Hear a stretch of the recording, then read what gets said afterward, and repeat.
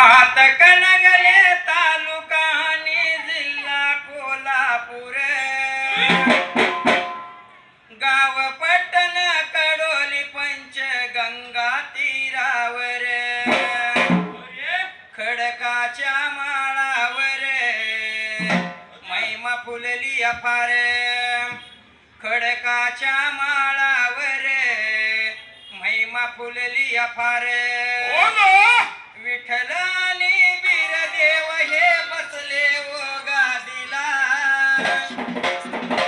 विठ्ठल बीरदेवानी मान दिलाय अनेक भगताला